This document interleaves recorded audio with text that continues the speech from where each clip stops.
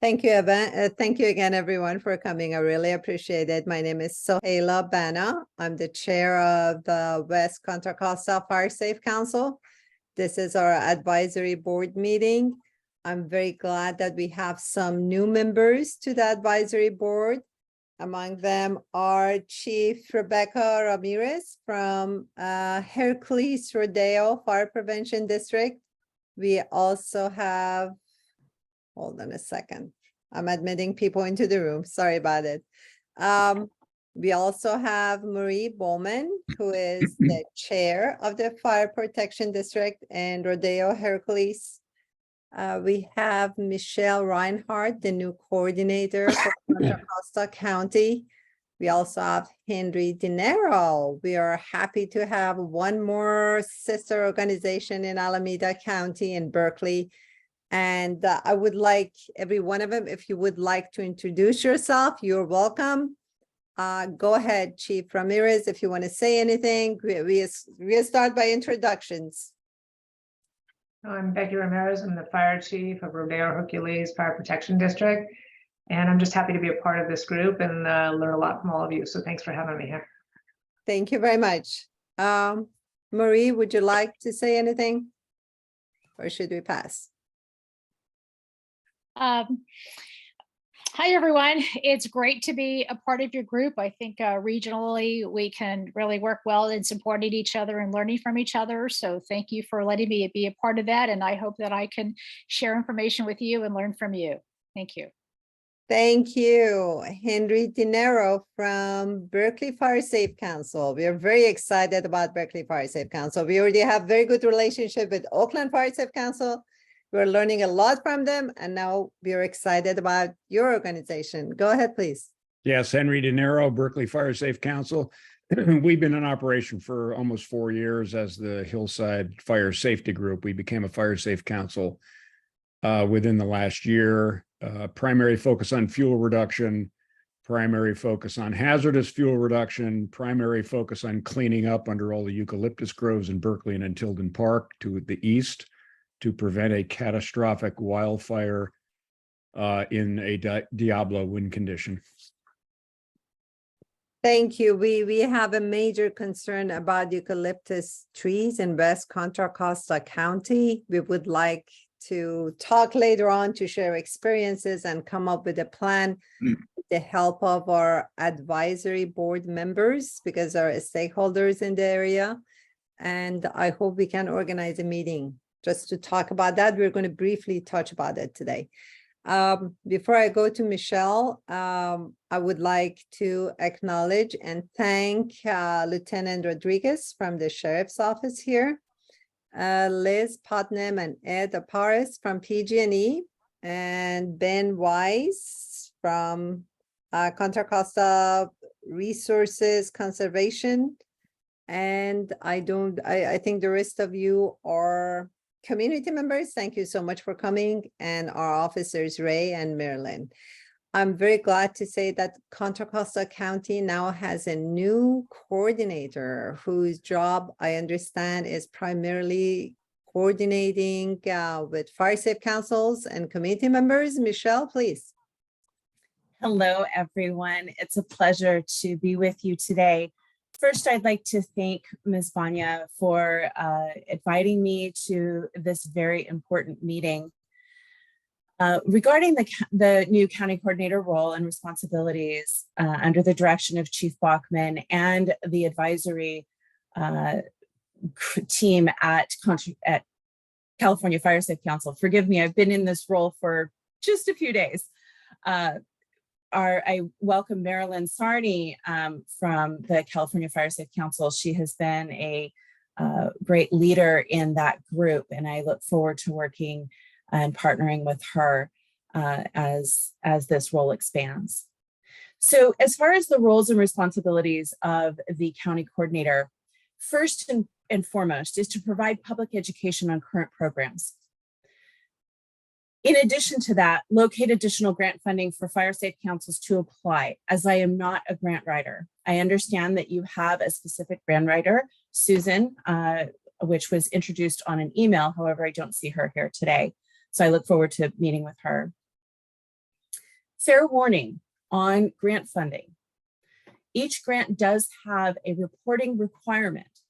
This can be quarterly, annually, or more frequently, and resources may need to be devoted to the process of submitting that documentation once that grant is awarded.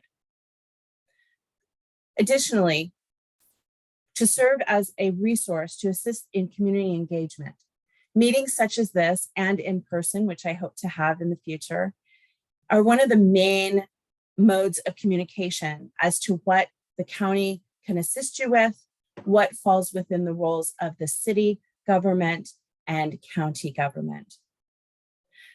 Our goal is to establish in-person meetings throughout the county to increase and enhance community collaboration, understanding what situations you're facing. This role is nothing without the residents of Contra Costa County, specifically West Contra Costa. You clearly face different threats and hazard risks than another part of our county. So I look forward to hearing from each of you, either by email, phone, or text. I've put my information into the chat as to how we can best serve the residents of Contra Costa County. So what is needed right now? Location suggestions on where those in-person meetings will take place and input on topics for follow-up. Again, that input is vital to the success of our mitigation program and this role as the county coordinator. As you may be aware, Measure X funds are taxpayer funds, which are meant for coordinated as a partnership effort between the residents, the county government, and fire departments. These programs are not a substitute for compliance. Grant funding is well established, which is submitted to the Fire Safe Councils for approval prior to the grant being rolled out, specifically the wildfire mitigation grant. Permission to augment that budget requires a modification request as an amendment, which requires the approval of the Board of Supervisors. So moving funds between projects is not something that can just happen. There is a process in place, and that requires the Board of Supervisors approval. Compliance matters are handled through the weed abatement division.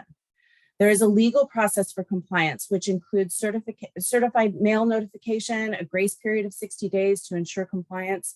If the property is not brought into compliance, then we'll do the work, place the lien on the property to recoup the cost. But there is a legal process in place. So if what we find sometimes is that one resident is calling about a property that is adjacent to their own, and they want us to provide a service to mitigate those risks, there is a legal process in place, and we just can't go out and provide that service because the owner, the property owner, is legally responsible for that process. So other things that are often missing are things like maps, photos. We'll use photos of the property as before photos. And after a request is granted and we complete the mitigation work, we'll use those as after photos, right? As a success story, which is again, part of the county coordinator grant program, is to show how we have made progress in and around the county. One thing that is very helpful is a parcel ID or a map. Those sorts of things are helpful in properly identifying the property that needs the work. Residents must be the property owner. Now, there is an exception to this. If there's a FireWise community request and there's a coordinated effort between that address and another and a FireWise community, those will be handled on a case-by-case basis. Is everyone familiar with the Wildfire Mitigation Program website and how to access that through Contra Costa County Fire Protection District? A raise of hands. I'm seeing some nodding. Okay. If anyone needs that information in the future, please feel free to reach out to me. At the conclusion of my presentation, I'll put those things into the chat. So some highlights on, I'm just going to run through in order how they appear on the website. And just to give you some highlights, I'll allow you to go through that website and the request, each individual request, to determine what is needed for them. But just to give you a little background. So first, on the community chipping days, this work is completed by our Crew 12 team. They're very important and play a vital role here in the county in providing support to each of our stations within the county. For planning and logistics for community chipping days, 2 common locations need to be established for the crew to complete their work. This helps in narrowing down the locations in which we're picking up and chipping those cuttings and gatherings and piling and vegetation. For Firewise communities, 8 participants are needed. For non-Firewise neighborhood communities, 10 participating homes are required. The names and addresses of each homeowner need to be provided in your request. This will help that we can verify it if needed. On to the evacuation route cleanups. This work is also completed by our Crew 12 team. A representative from let's say an HOA or the neighborhood needs to be on site during the cleanup. Permissions need to be handled prior to the work being completed. And the goal is to allow the crew to work efficiently without any surprises for either them or a resident. Reminders. When we're talking about evacuation route cleanups, and Pam, I believe you covered this briefly prior to this meeting. Evacuations are managed by members of law enforcement, and I'm sure that the chief can touch on this, or either maybe Mark Rodriguez could. The fire department advises law enforcement when evacuations are needed, and they coordinate with the fire department. An example of this would be Stonehaven. So a notification is made from the fire department, but the actual evacuation process is handled by the police department. They're familiar with things like traffic patterns to decrease that bottleneck effect during an emergency. The approximate length of the request in miles is needed for evacuation route cleanups. And again, a reminder, as I talked about city and county governments versus strictly the fire department, public roads are managed by county and city public works departments. So if you have a concern about a public road, please work with your city. That would be the most appropriate resource for you rather than the fire district.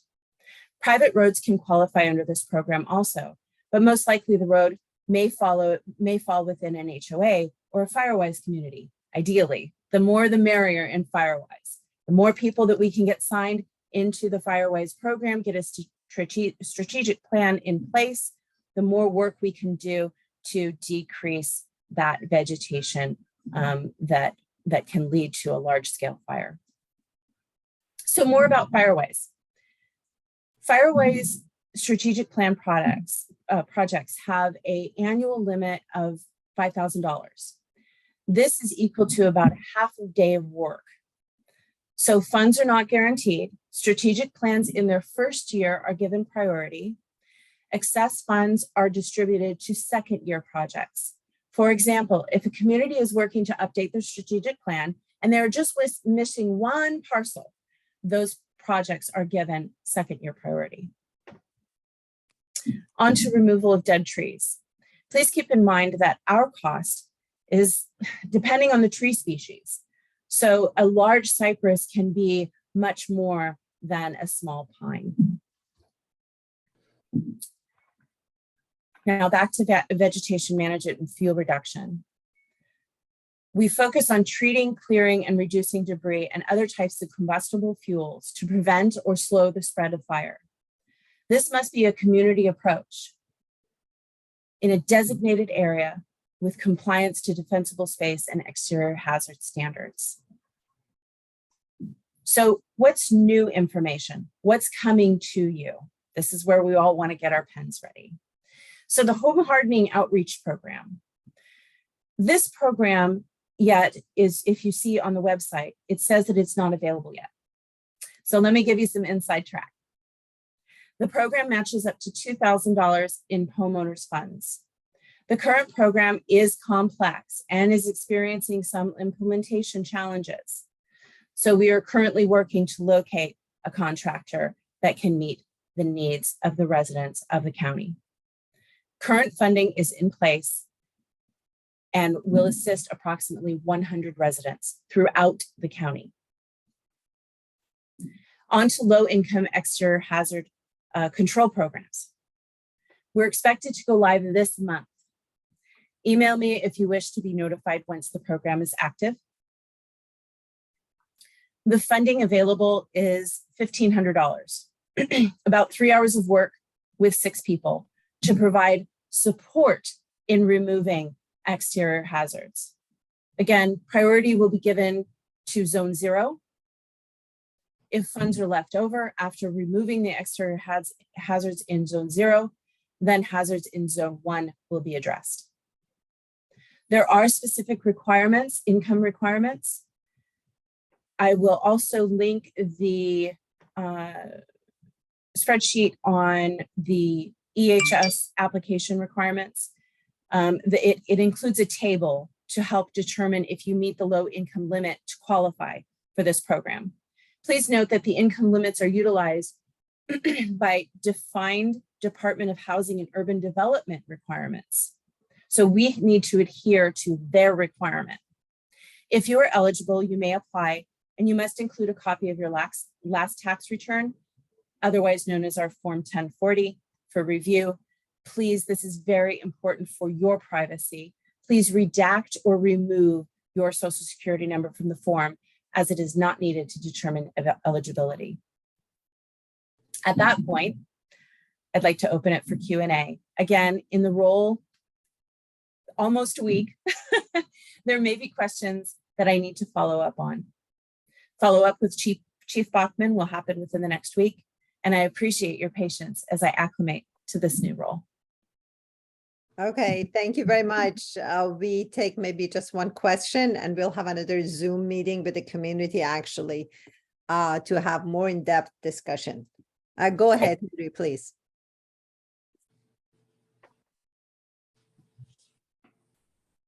Who are you asking? Yeah, go ahead. Yeah, so we have this unusual situation where the East Bay Hills are divided between Contra Costa County and Alameda County. Most of the East Bay Hills are in Alameda County. If you focus on the northern part of the East Bay Hills, which is Richmond down through Oakland, it's basically divided between 2 counties. I would encourage you, Michelle, to contact the Alameda County coordinator. Yes. And figure out how to act like a pair joined at the hip. And maybe when we're talking to the fire chiefs of the various cities, the fire safe councils of the various cities, you work together to coordinate, because the fire doesn't really care if it starts in Berkeley and burns over into Kensington and Richmond or vice versa. The county line is irrelevant here. All very good points, Henry. Thank you very much. I agree with you. Fire doesn't care where the county lines are, where the jurisdiction is. Fire is fire. And partnering with neighboring counties is part of this role. And I look forward to doing that. It's really just one neighboring county that matters to your role. Okay. Thank you, Henry. Erica, may I ask you to hold on until the end of the meeting? We want to make sure we finish by 1 and we have some important reports we have to go to. So I think I missed Mark Silva from East Bay MUD before. Thank you again, Michelle. And we're going to come back to questions if there's time. Mark, could you please provide a report on fuel reduction by East Bay MUD? Last we talked, East Bay MUD said they were cutting the dead trees around the reservoir, which is a major concern for many residents. Yeah, that's correct. We've been doing this for the last two and a half, well, actually 20-something years, but really since we had the drought die back, mortality on those, we've been hitting them really hard. We will start up the 3rd year of the removal in September, and we'll go through start of nesting bird season roughly around February-ish, and we're just continuing to eradicate all of them.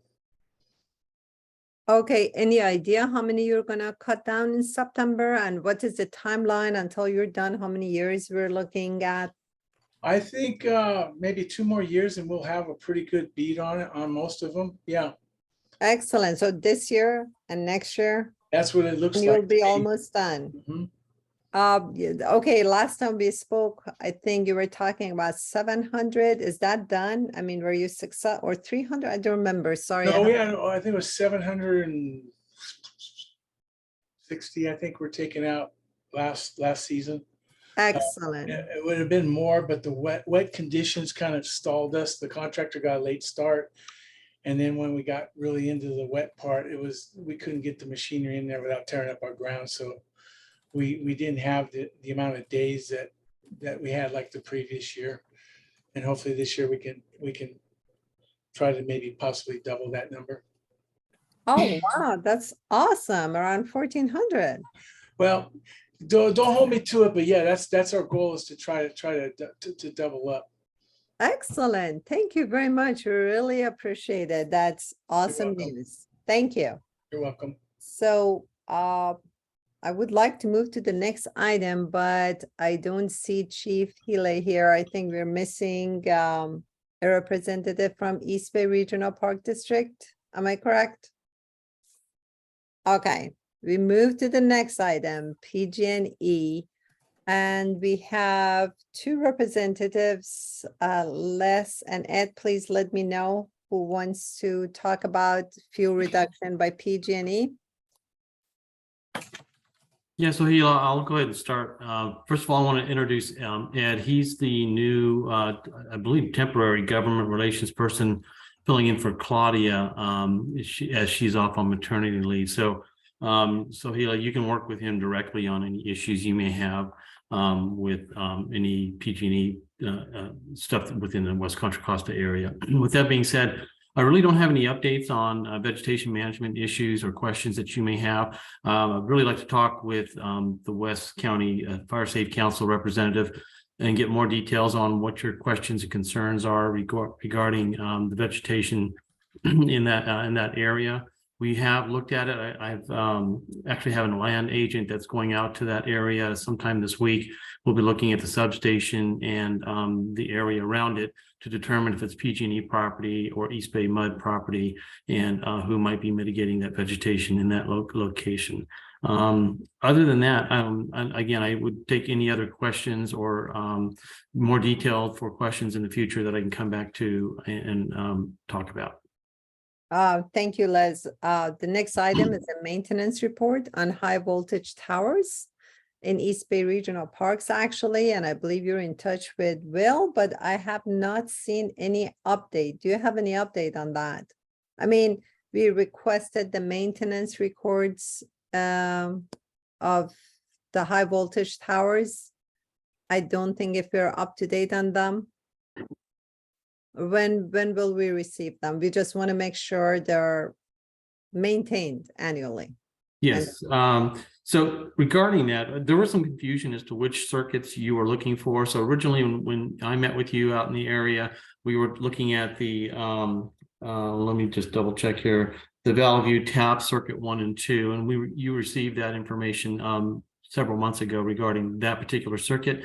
I requested additional information on the Valley View 1106 distribution circuit and the Oleum 1 and 2 circuits, which are also in the area.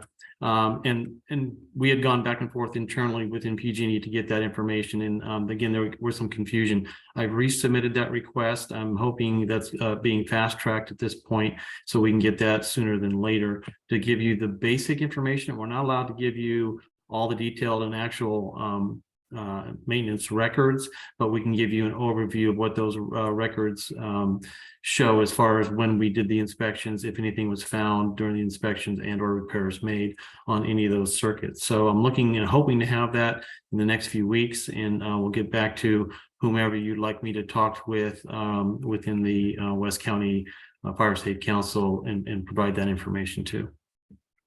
Thank you. We would very much appreciate it if you give them to us before the fire season actually starts. We're so lucky it has been relatively cold so far. Yeah, either Will or me, or you can CC both of us. For your info, Will Plute is a volunteer with the West Contra Costa Council that is following up with PG&E on the safety records and everything.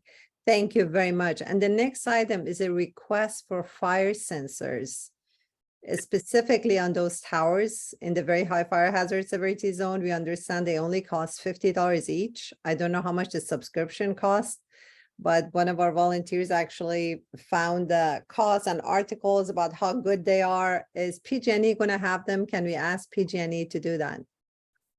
So that I'm not aware of any type of sensor that is available to that you're talking about. It's the first I've heard of that. I'm willing to look at that and bring that up the chain of command and see where we would look at doing any funding for that. We do have cameras and weather stations throughout the Bay Area that also include some infrared sensors on some of those. So I don't know that we would have additional funding for any specific sensors, but again, absolutely interested in looking at what technology you have that you're looking at and see if that is something that we might be interested in doing. PG&E does spend quite a bit of money on new technology and research. So just let me know what that is. Whoever I can talk to about that directly, just send them to me and I'm happy to have that discussion. Thank you. I'll forward the information to you by email. And I understand Oakland is already using them, as Henry mentioned here. Very good. Thank you very much. We'll be in touch on that. Okay. Okay. The next issue actually is about having fire breaks around residential areas in West Contra Costa County. And we would like to have coordination between fire chiefs and all other stakeholders, including EBMUD, East Bay Regional Park District. And we specifically need help from the county. So I would like to actually make a request to Michelle here to put it on her agenda so we can talk later on about how to specifically go about it. It's very important for us. Number one, define what a fuel break is. Is it 30 feet, 100 feet? What condition? I don't know if you need consensus amongst fire chiefs or if county fire marshal agrees, that's okay. And how to go about it, how to invite them, how to coordinate a plan. That's number one. And something else actually I failed to mention here, but now that you're here, Michelle, we would like to ask for a grant from Measure X for our Fire Safe Council. That information can be requested through that mitigation program on our website. No, we need a specific grant for the Fire Safe Council, not for any of those programs, for us. So we decide Okay. how to spend it. Okay. Let us know how to go about it. Okay. Thank you very much. Appreciate it. Okay, next item is very important. I'm sorry that our fire chief is on vacation. He's on a mountain, couldn't join us. So I'm glad we have at least one fire chief, and we also have Lieutenant Rodriguez from the sheriff's office. The issue is that we do have homeless people encamping in very high fire hazard severity zones. We reported them to the county and the city and everyone. Somehow there is no mechanism to connect with the health department to move them. The problem is that they are at locations where fire engines cannot access them. So if there's a fire, number one, their lives are in danger. Number two, the lives of the rest of us are in danger because they are in the wildfire area. So we would like to ask for quick action, a mechanism, a protocol, whatever it is, that when we report to you that there are homeless people residing in very high fire hazard severity zone area, please take action quickly, take them out, provide services to them, whatever it is, because when fire engine cannot get there, especially during fire season, it's very dangerous. Please advise, what should we do? How do we go about it? Yeah, no, and I appreciate the work of SOS and also the Fire Safety Council. It is a pretty challenging task, but it is one that we can handle and that we've been addressing in other areas of the west end of the county. For instance, the hillside, just behind the Dead Fish as you come across Carquinez Bridge, that was an ongoing problem for quite some time. One of the challenges that we run into in these areas is that there's various property owners. So it's not as simple as just going in and saying, hey, you're unhoused and you have to be moved due to the fire danger. In some instances, we require that we need no trespass letters. So one of the things that we've done since getting the information relayed to us from SOS with the maps and the ratings that they put based on the risks, is I've already been in contact with environmental health services, who we work with pretty closely for similar matters, as well as code enforcement. And I've reached out to fire. One of the things is getting the parcels to determine who actually has ownership of the property. In some cases, it's private citizens, and others it's private corporations, and or it's public land. So once we have that, then we can decide, hey, what measures need to be taken, whether that's putting up fencing, posting signs stating no trespassing, getting no trespass letters signed, so it gives us more enforcement action.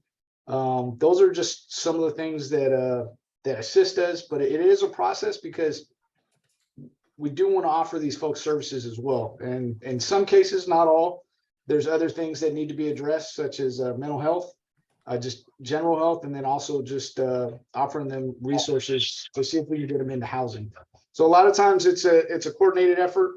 It's not just us, it's partnering agencies such as CORE, the county health services, getting mental health clinicians out there to contact them and see, hey, are there additional services and other routes that we can utilize rather than just trying to go the criminal route with the trespassing? Because even with the trespassing, if we were to make an arrest and actually take them down to the county jail in Martinez and book them, based on the process and how that works, they'll likely be site released pending a court date at a later time, which means that we temporarily solve the problem because in most cases the property and everything is still back there. In some of the locations that were listed in the information provided by SOS, it's been just that. Those are locations that we've contacted people, taken enforcement action, and whether it's them or others, they end up returning. So I noticed some of the photos that were shared from some of the actions that have been taken in Berkeley, putting rocks, making the space less livable, and making it less of a desired location for them. That's a great idea, but again, with that, there's got to be funding to do that, and then again, it has to be whoever's owns the property. They got to be willing to participate in that action as well. So those are just some of the things that we're doing. We do appreciate the notification, and yes, if you guys realize, hey, there's people staying in these areas, please share that information, because we don't know what we don't know. And we'll continue to work with you guys and see if we can't get them housing. Thank you very much. Pam and Marilyn, you each will have less than 1 minute, and please watch out, but I'm going to take my 1 minute and ask you a quick question. Will you be our point of contact in the future, Mark? Or is there a protocol actually in place, or should we ask Michelle to help us put that coordination in place between the county health department, fire department, sheriff, city of Richmond, or you think it already is in place? And please, if you need help with that, I mean, Michelle just got hired to help us with everything we need. Yeah, I don't know if there's a one size fits all as far as the portal goes, just because we have there's many jurisdictions and many partners involved. I think one of the simple ones, depending on the nature, is if you think somebody's trespassing, or you do think it is a public safety risk, whether it's a fire that's taking place at the time, because a lot of what we see is these warming fires, and those obviously pose a potential risk. So whether it's the fires or people trespassing or just leaving, as long as it's being reported, through a dispatch. The dispatchers are trained to recognize, hey, is this a fire problem? Is this a law enforcement problem?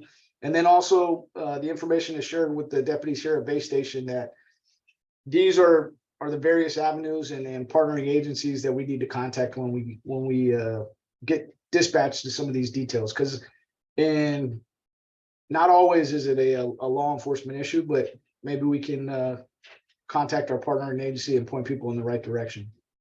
Excellent. So I assume you'll be our point of contact and we'll be in touch with you. Thank you. Pam, please. Unmute and. Yeah, thank you. So ahead. really fast, I have 1 minute. So understood that there needs to be a standing order from the property owners. Is that a form that needs to be filled out, or is that just a general permission slip? In other words, you need permission to trespass on their property to remove people. Is that a form that needs to be filled out, or is that just a permission slip? Yeah, no, so there's the form is actually stating that you're giving us authorization over your property to take enforcement action for others that are trespassing on your property. So it is a form. I can share that and hopefully get that distributed to everybody that's on here today. And Great. Get that filled out, you return it back to the station, and we post it, and we also notify dispatch that there is one on file.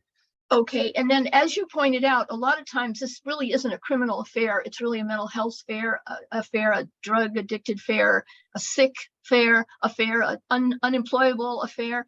So saying no trespassing and then arresting them doesn't seem, as you pointed out, like the way to go. So what is the avenue once you've been alerted and given permission?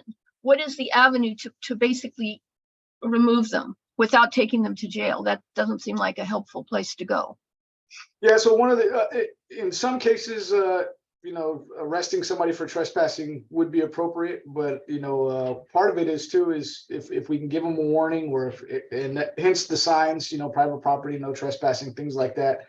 But in other instances, and especially over the past few years, there's been a lot of measures taken, and it changes based on jurisdictions, but there has been a lot of measures taken in regards to, if someone's unhoused, transient, homeless, whatever the case may be, not simply taking a criminal action, and rather we want to offer them resources to actually try and resolve whatever that issue may be that's getting there. And in a few instances that we've contacted people, I can tell you there's one out here on the West End, gentleman that we contact on a regular occasion in various locations, and he actually has family members that with no stipulations are willing to allow him to live with them in their residence.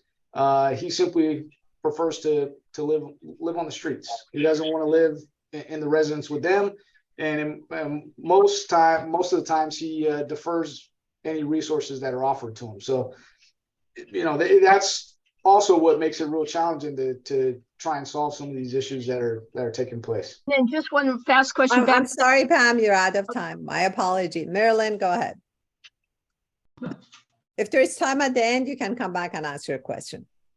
Mine's a quick request. I would love to have at our group, the West Contra Costa Fire Safe Council, the mapping of these parcels and who owns them, because this is going to happen multiple times every year, year after year. And it would probably help everyone if we can get collaborations going for communications up front. And that's it. Thank you very much. I appreciate it. Okay. I have a feeling that we need to have another meeting about this, because I know Pam has questions, but Mark and Michelle, and with our fire chief when he's back from vacation, and someone from the county health department, I think it'd be nice to get together and find a solution that's satisfying to the residents who really have anxiety about wildfire season and homeless encampments. 60% of our fires are caused by the homeless.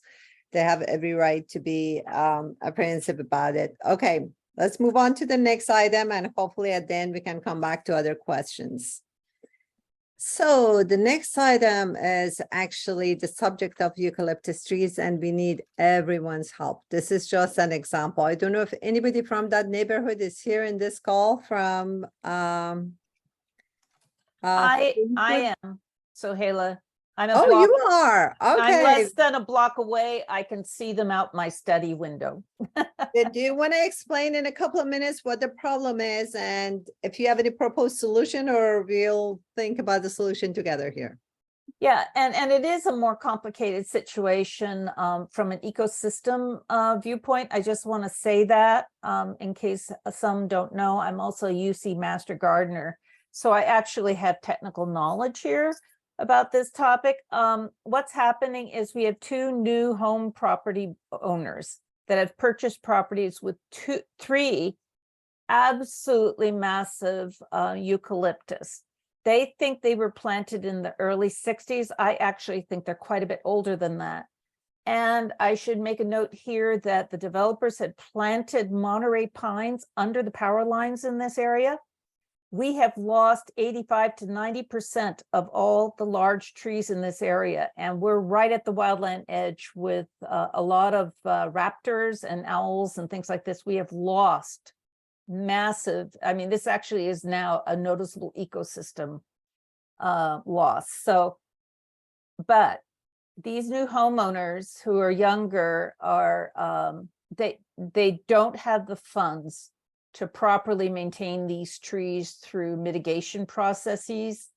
They said they're in the PG&E easement, but PG&E has no interest in condemning them or anything. They're healthy trees.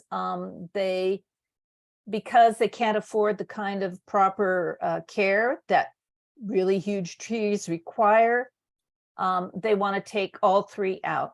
So having said all that, having listened to them, I can see why they want to do that. I can also tell you there are many people in the neighborhood that are a little upset because we've lost so many big trees. In fact, it may be more than 85%. It might be closer to 90, 95 at this point.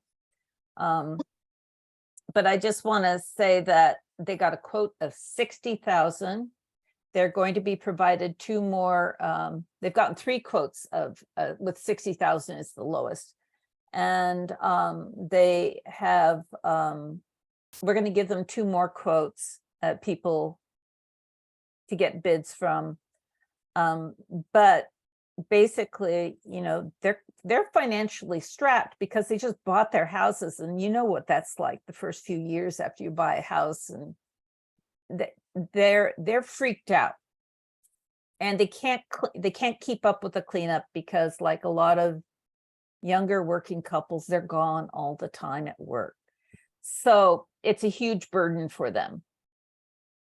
I just wanted to add for everyone's information that this is just one example of what we have here. And I believe Erica is here with a similar issue in a totally different neighborhood. And we have other HOAs and neighborhoods that have tons of eucalyptus trees. I think we do need an assessment and an overall plan. And then we'll come back to this specific issue and see PG&E if they can help us, because it runs right underneath their trees. Henry, do you have any advice for us since you've been working in Berkeley on a similar issue for years? You know, it's it's hard to deal with 1, 2, 3 trees on a given residential property. There's kind of two stages to fire risk reduction. One is to keep the grounds in a condition where a fire can't climb up the trunk of the tree, which is uniquely possible with eucalyptus. And you do that by stripping off the exfoliating bark up 15 feet, removing subordinate trees that could burn into the canopy, and doing other defensible space on the property. This is all designed to prevent a fire on the ground from getting into the canopy, but that doesn't prevent the canopy from being ignited by embers in the wind. So it's only half the problem. Once you've maintained a property with eucalyptus on it, if you've only got 2 or 3 ukes, it's really a gardener's job to keep it that way. It's not that big a deal. Thank you, Henry. I've been trying to tell them that because they won't even make that attempt. And I've been trying to tell them they could do it cheaper, but they were told by the tree guys that gave this bid, they said they were going to charge them same amount. And I Well, thought, I'll oh, add that that we've- doesn't make sense. Yeah, we've got data on cutting down really big eucalyptus trees in Berkeley for $7,000 sitting between two houses that have to be removed in sections. So 10, that number is a highball number. Yeah. Maybe Yeah. you can email us contact information for that arborist. Michelle, can we ask Crew 12 and Measure X for any help with that? So that's an interesting question. I was thinking about that as everyone was speaking. The Measure X funds that would fit that could be applied. Let's explore that outside of, I don't want to take up too much time, but let's explore that option. And Marilyn and everyone who has spoken regarding this specific issue, feel free to reach out to me and let's see what we can do here. Thank you. Before I give the mic to Erica to share, I wonder if PG&E would be willing to chip in or help in any way if we can ask Measure X and the city and, bring different stakeholders. So one entity wouldn't be responsible for the entire cost. Is that a possibility?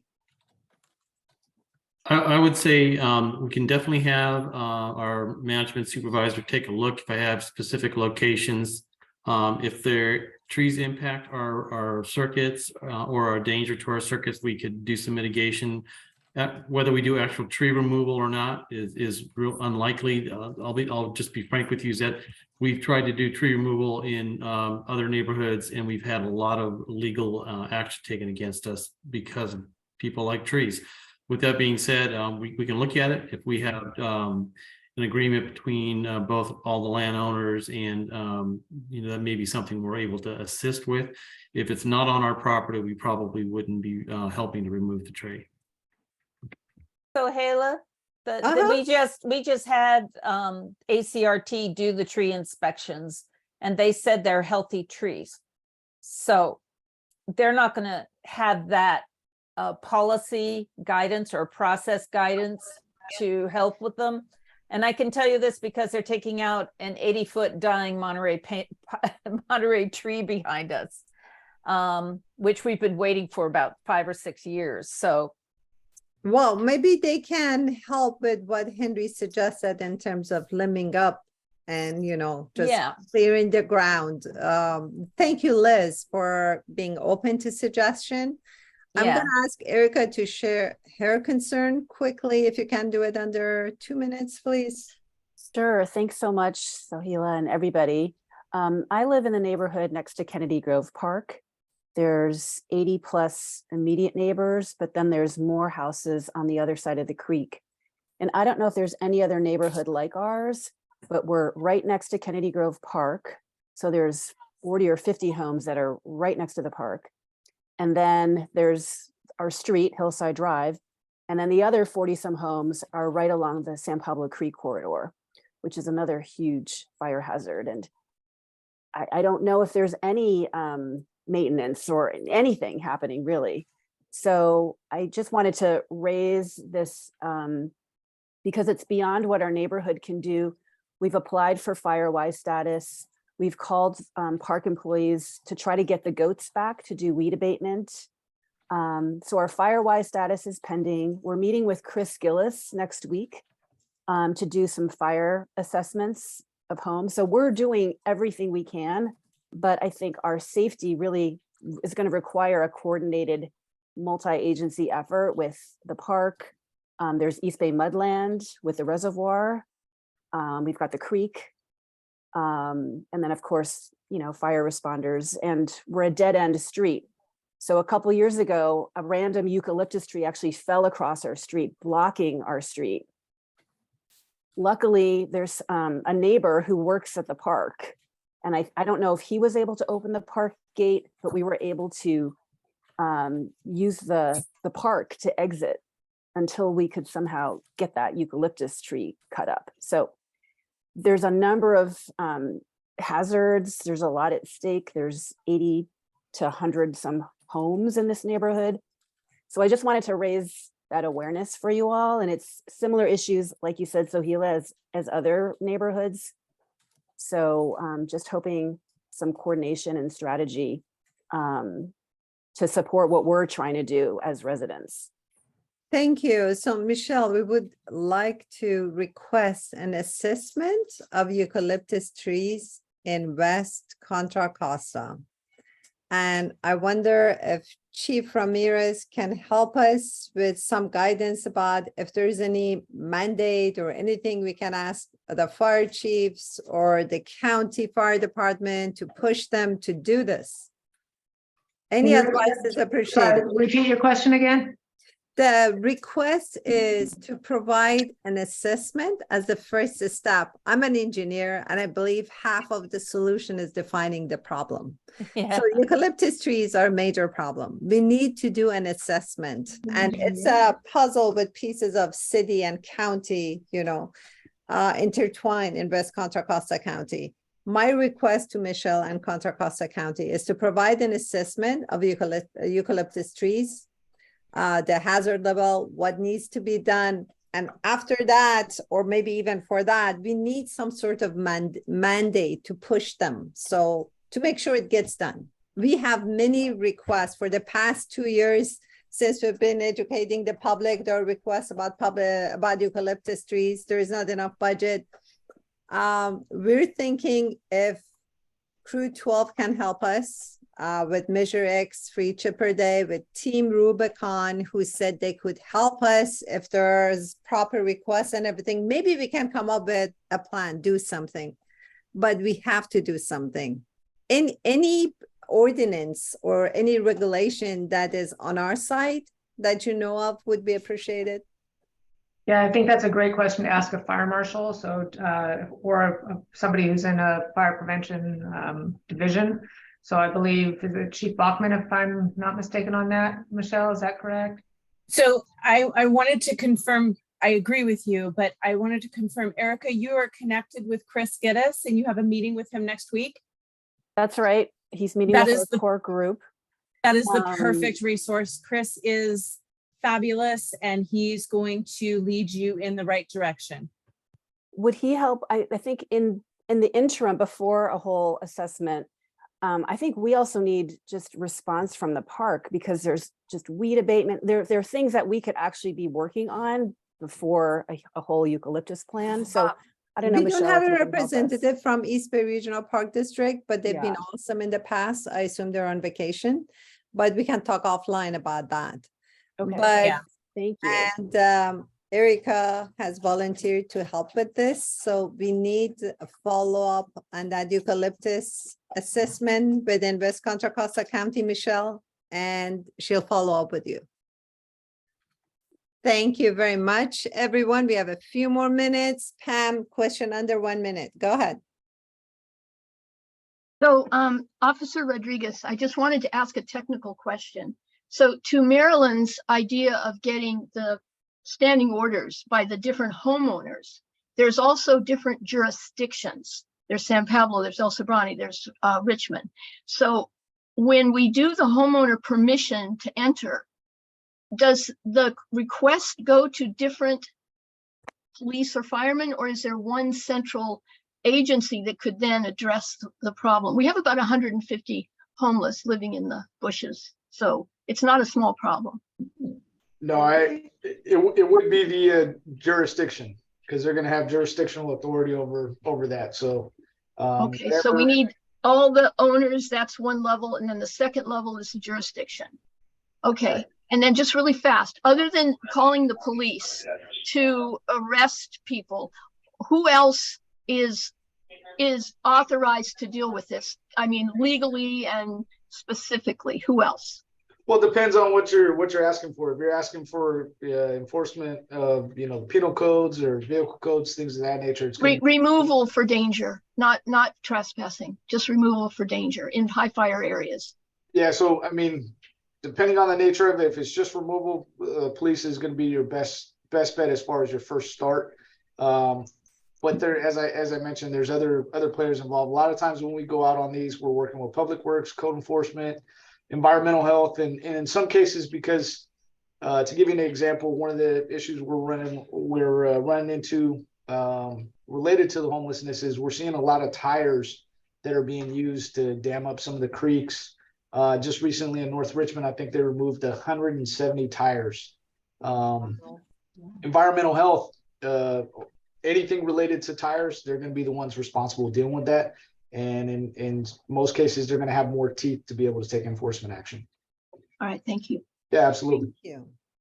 By the way, I would like to say that Pam has volunteered to follow up on the issue of the homeless in the wildfire area. You may receive emails from her. Thank you, Pam, and thank you, Lieutenant Rodriguez. Marilyn, go ahead.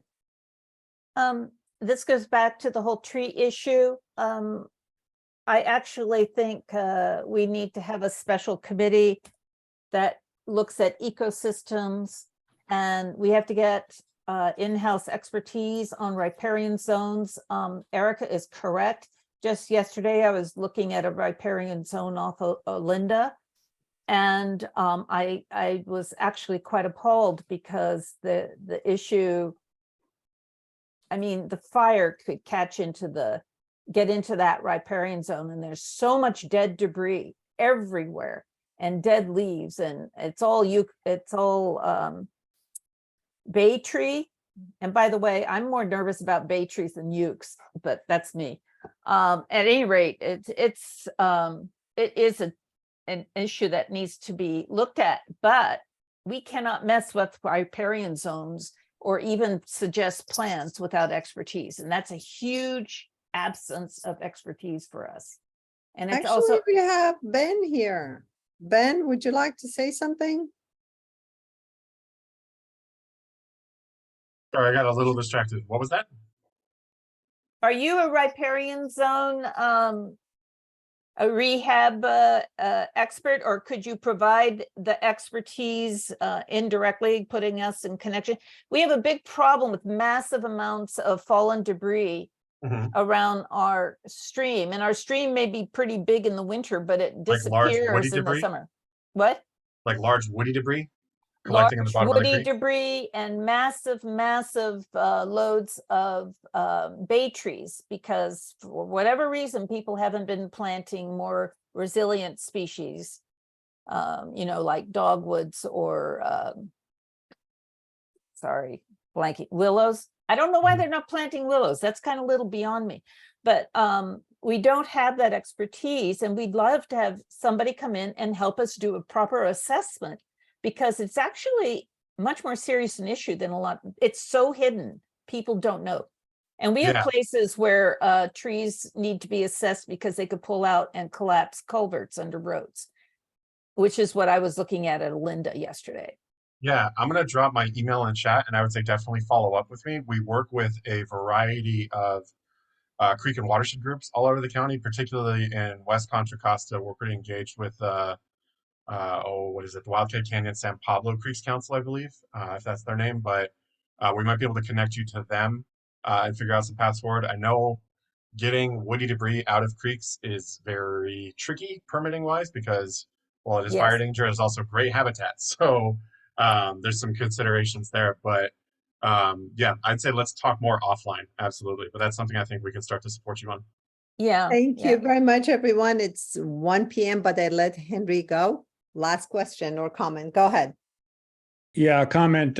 So one of my colleagues and I wrote a paper called The 5 Fundamentals of Catastrophic Wildfire Prevention. I think I sent Sohila a copy. It's well worth reading. It's an organizing device for thinking about the programs that need to be done at a strategic level.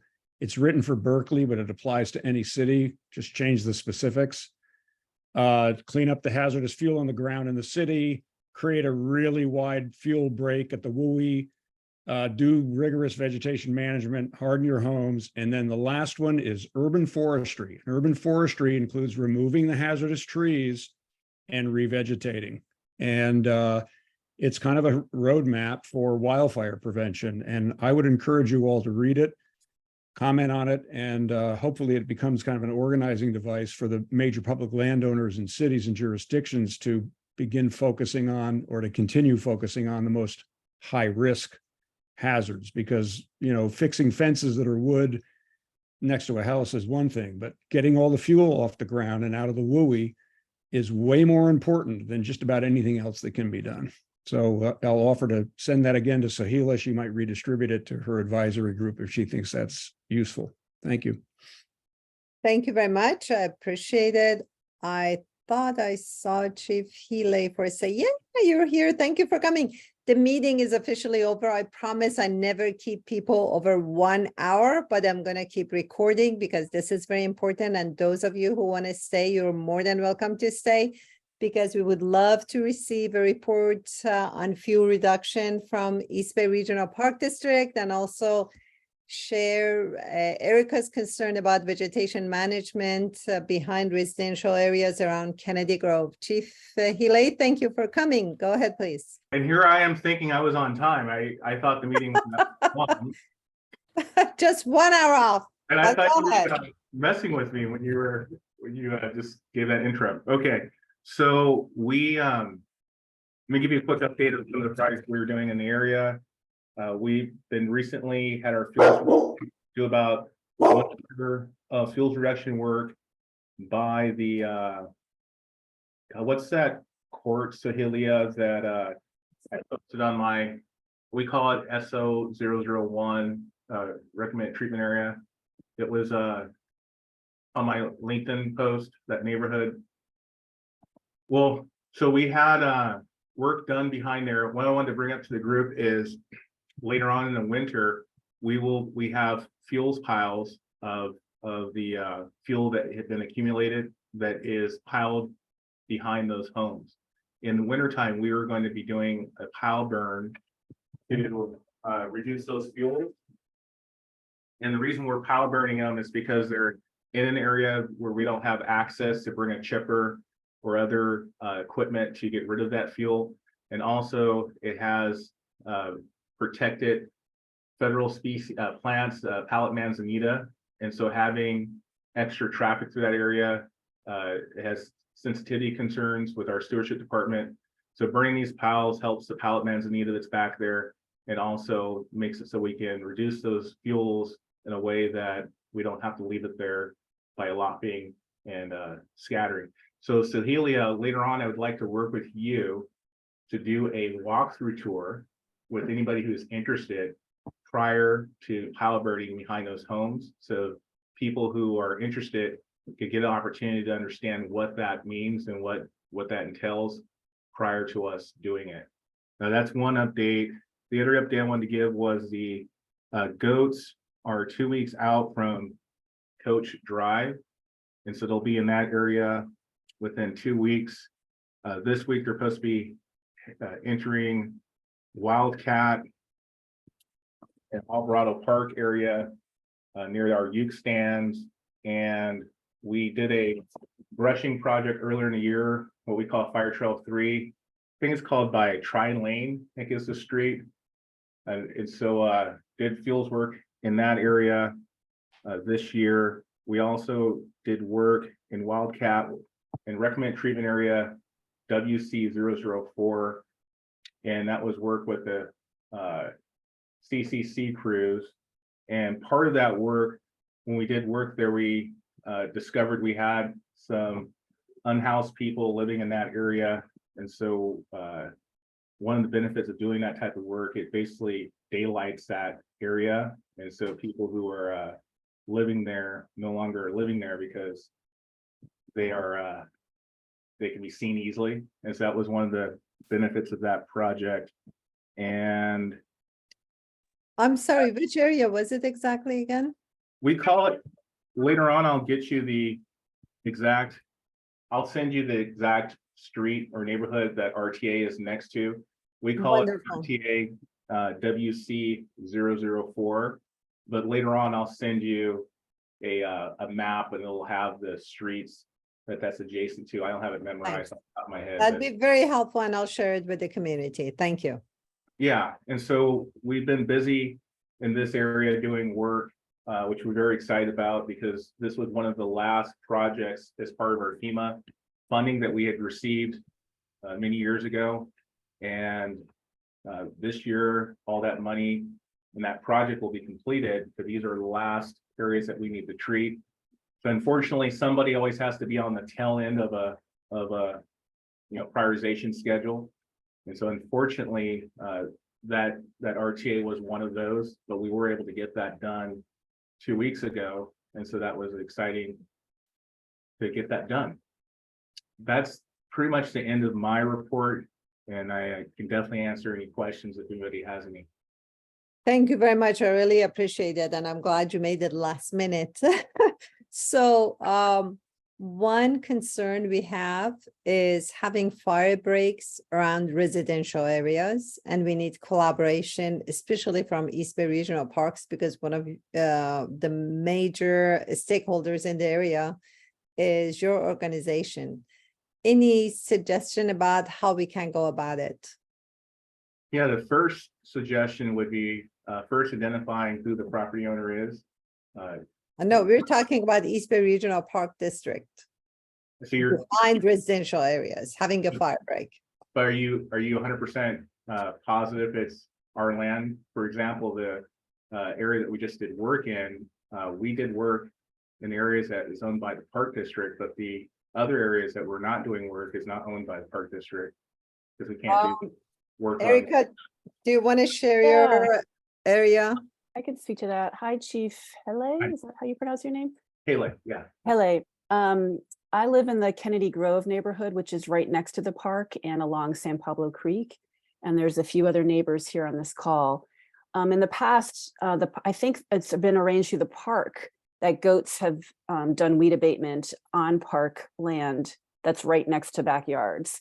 But we've been trying for months to coordinate that again. And we've spoken with the person in the parking lot and we get just verbal maybes.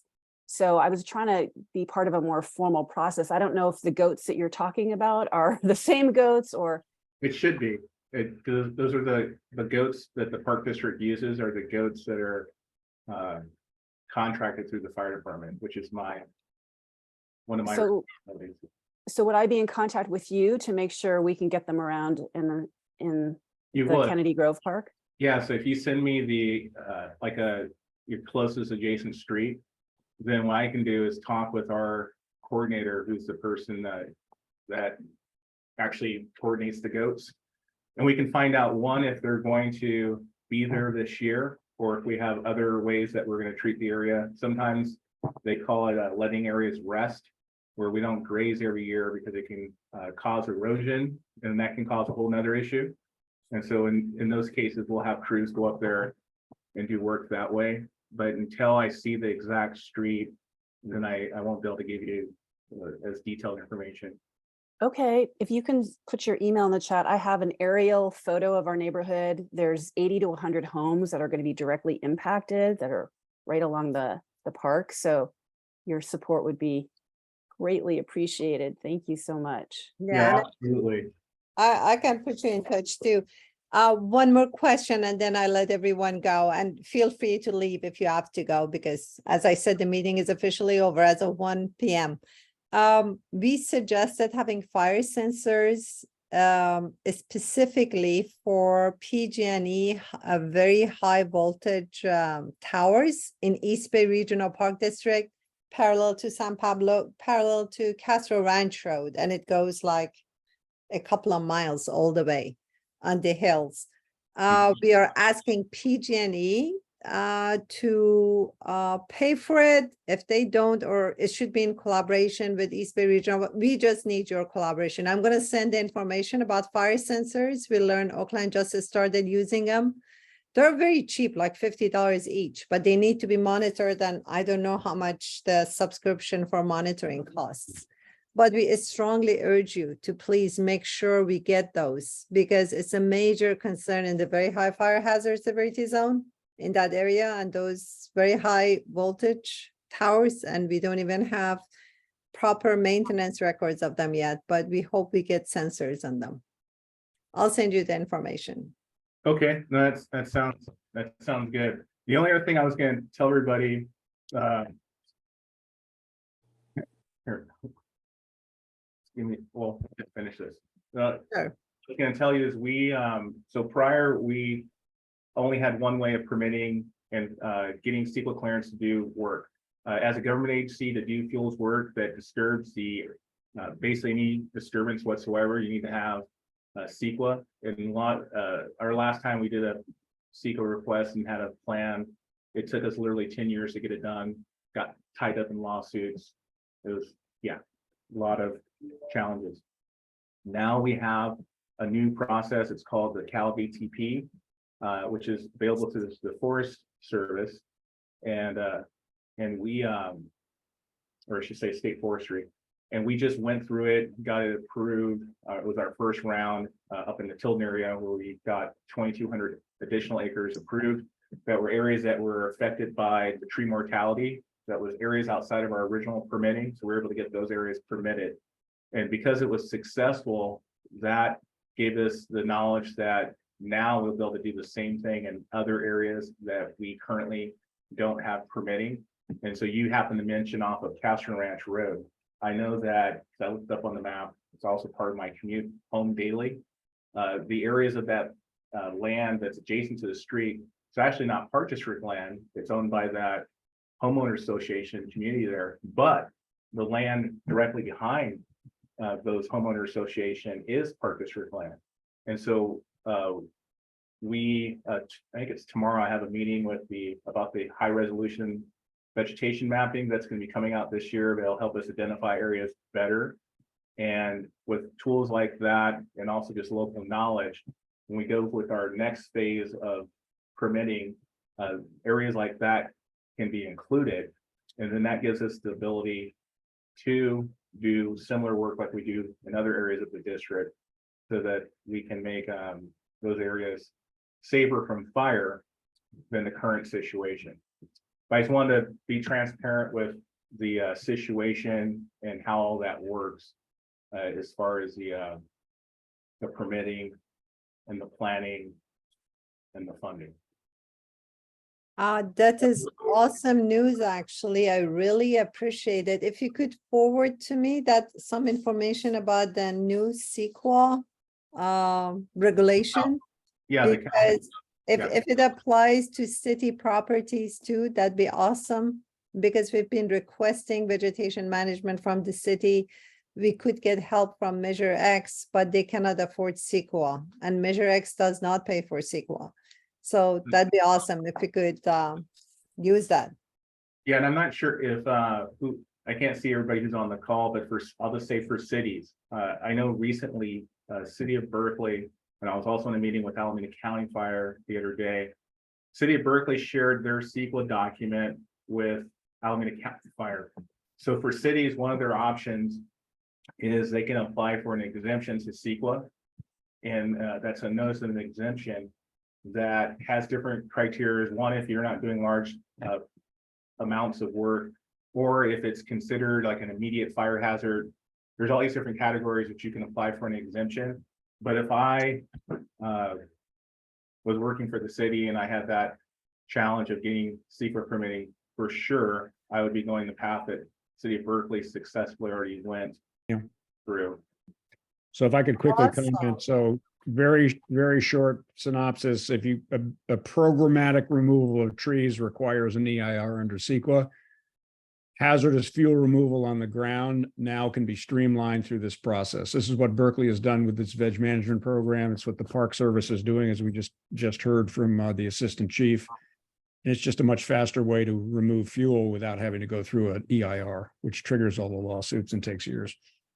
Henry, could you please send some information about specific steps that the city of Berkeley took? So we can ask the city of Richmond to do the same. City of Richmond actually has the worst records in terms of vegetation management. They own many properties, but they don't have the resources to take care of it. So that'd be greatly appreciated. Thanks.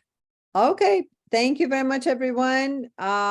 I'm very happy. We had a great meeting. Thank you for everyone's time. Information is speaking. And thank you for joining us last minute, Chief Healy, an excellent report. I look forward to receiving the map from you and some information about the new CEQA regulations from you and Henry. And with that, I'm going to end it here and I'll send the link to everyone. Have a good day. Thank you very much again. Bye. Thank you, everyone. Thank you. Bye. Don, you. check my email. Don, check the email from me.